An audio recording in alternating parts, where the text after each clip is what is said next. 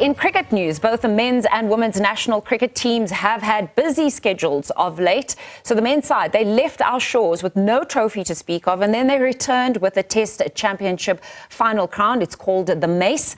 And then the women's side have been involved in tours to New Zealand as well as the West Indies. So to talk to us about matters on the field of play, we've roped in international cricket commentator, and she's a cricket analyst, and she's well known to our screens, Kass Naidoo. Kass, it's so good to be chatting to you. I haven't had your insight into the world of cricket for a long time, and I always look forward to it. Let's start off with us getting that Mace, and also just what it's done for cricket fans and cricketers and administrators in South Africa.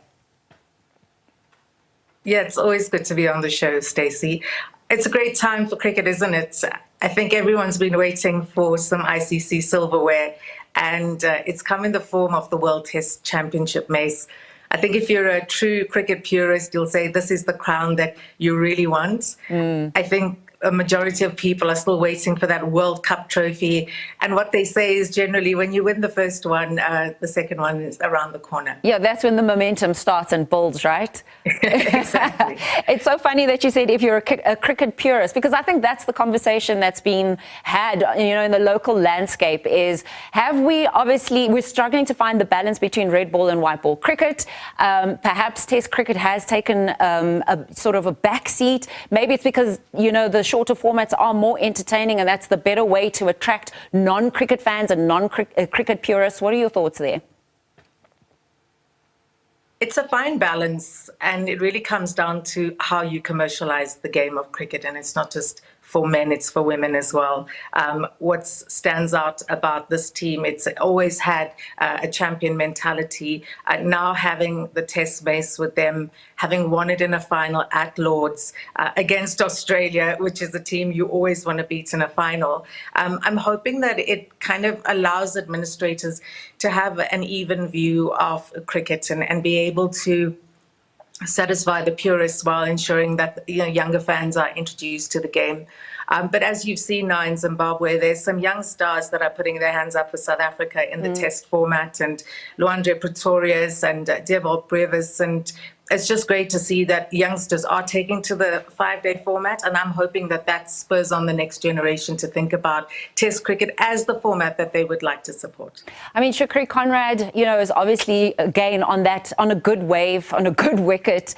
He's made some important and decisive changes, moving the captaincy from, Dean to Temba. What were your thoughts in that regard? And also just share your insights into particularly Temba and Kagiso Rabada, because they had so much, they had a big spotlight, on them heading into Lord's.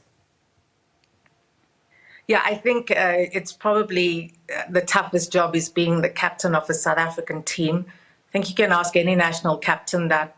We come from such a troubled background, and cricket and sport in general unites us. So I think for Temba and what he's achieved for the country, it will bring a new veneer to transformation and what merit looks like. And merit is really about access and opportunities.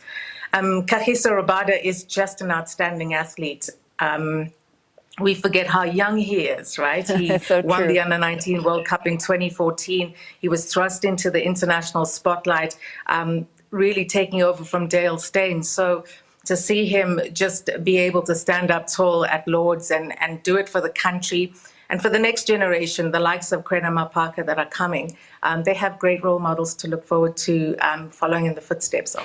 You bring up the under-19, and the under-19 team is really something that created the formidable team that would be the Proteas, and it was something that CSA really invested heavily in. Do you think it's still there? Do you think it's still doing what it was meant to do? I always remember when I was working for Cricket South Africa, I was still an intern, and the Under-19 Cricket World Cup was just such a big thing within the organization as well. And this is where many of the players end up moving into T20 cricket, and then perhaps they're not as strong in Test cricket. What are your thoughts in terms of the setup for youth development in cricket in South Africa? At G Sport, we've been covering women's cricket since 2007. And what we've figured out this year in particular is the impact of what the Under-19 World Cup has done for women's cricket. And the men's cricket, we've seen it already. We mentioned Rabada, Aiden Markram, Corbin Bosch. All of them were at Lord's winning the World Test Championship Mace. But if it comes to women's cricket, what we're looking at is the growth of age group cricket.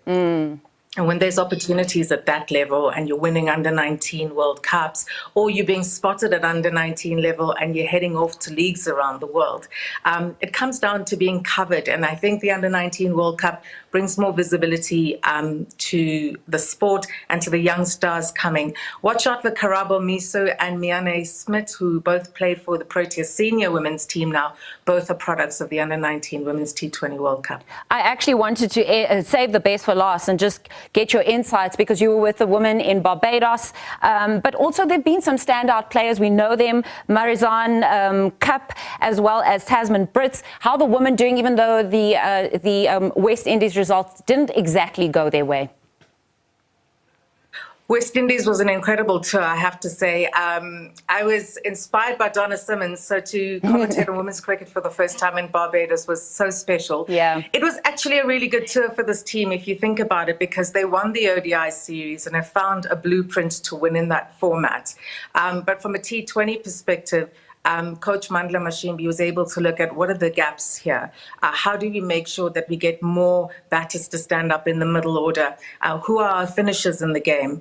Do we have enough depth in the squad? So it was a good building tour. I also got to spend some time with the Barbados Royals Girls Cricket Club. And it's amazing to see how girls and women's cricket is taking off, you know, around the world.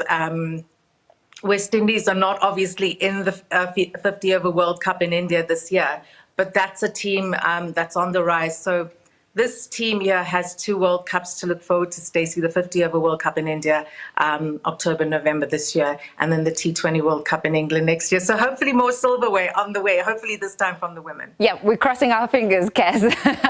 Thanks so much for chatting to us. It's always great chatting to Kass Naidoo.